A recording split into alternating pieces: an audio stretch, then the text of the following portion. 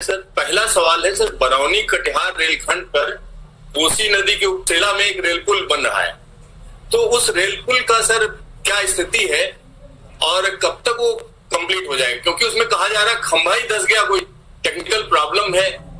और इस पुल के पूरा हो जाने से रफ्तार कितनी बढ़ जाएगी, क्योंकि यही एक पुल रह गया है बीच में, काम पूरा है। ठीक है, एक एक क्वेश्चन हो गया, आप 3 पूछ रहे थे, और क्या है क्वेश्चन? सवाल है सर, डेडिकेट पिछले दिनों उनकी 7-8 महीने हो चुके, कुछ जगह निकली थी, उनको ज्वाइनिंग लेटर अभी तक नहीं मिला है और वो लोग बार बार जो है संपर्क कर रहे हैं कि ज्वाइनिंग लेटर क्यों नहीं मिल रहा है और कब ज्वाइनिंग कराई जाएगी। ये डीएफसी का है सर। और एक तीसरा सवाल है को लेकर क्या तैयारियां चल रही हैं?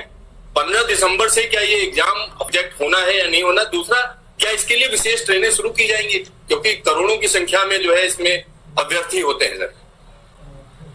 धन्यवाद। आपके तीनों प्रश्न का उत्तर देता हूं।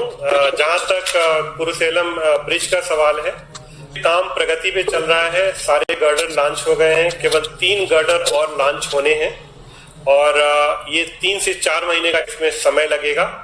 मार्च 21 तक शुरू हो जाएगी।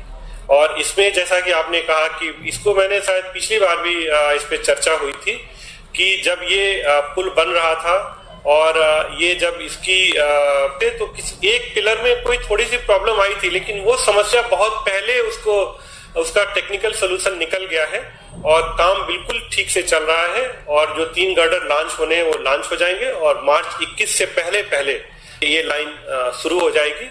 और जब ये ब्रिज शुरू होगा तो बिल्कुल इस पे फुल स्पीड पे शुरू में 110 किलोमीटर प्रति घंटा से ट्रेन चलेगी और जैसा कि एक प्रोटोकॉल होता है, उसके बाद से कुछ दिनों के बाद से उस पे 130 किलोमीटर प्रति घंटा पे ट्रेन चलेगी। जो आपका दूसरा प्रश्न है डीएफसी के बारे में, बिल्कुल आप सही कह रहे हैं कि कुछ लोगों का सिलेक्शन हो गया, उनको ज्वाइन नहीं कराया गया है। और जो ये कोविड की स्थिति बनी हुई है उसमें इस समय जो हेल्थ है वो सबसे ज्यादा इम्पोर्टेंट है और उनको हम ट्रेनिंग कैसे दें, उनको कैसे हम इंडक्ट करें वर्क में, इसमें बहुत सारे पहलू कोविड में आ रहे हैं। और अभी हमारे करीब 250 इंडियन रेलवे के ऑफिसर्स को भी ज्वाइन करना था। 12 अक्टूबर की हमारी डेट थी, हमने उस पर बहुत विचार विमर्श किया।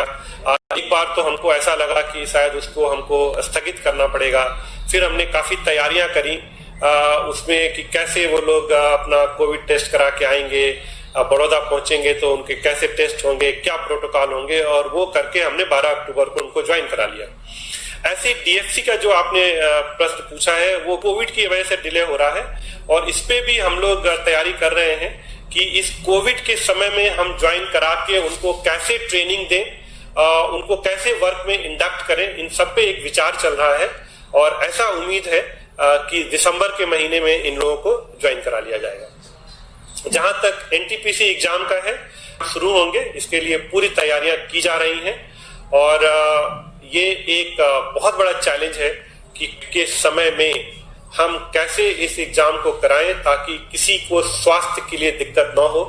उनकी यात्रा भी हमको ऐसे करानी होगी कि जिसमें हम एक सोशल डिस्टेंसिंग मेंटेन करते हुए रिजर्व कंपार्टमेंट में उनको वहां तक लेके जाएं। तो जो हमारी तैयारियां हो रही हैं, बिल्कुल 15 दिसंबर से एग्जाम होगा और कोविड को ध्यान में रखते हुए उसका जो शेड्यूल बनाया जा रहा है वो शेड्यूल इस तरह से बनाया जा रहा है कि लोगों को यात्रा करने में और लोगों को एग्जाम देने में जो कोविड के निश्चित प्रोटोकॉल है उसको हम फॉलो कर सकें। धन्यवाद।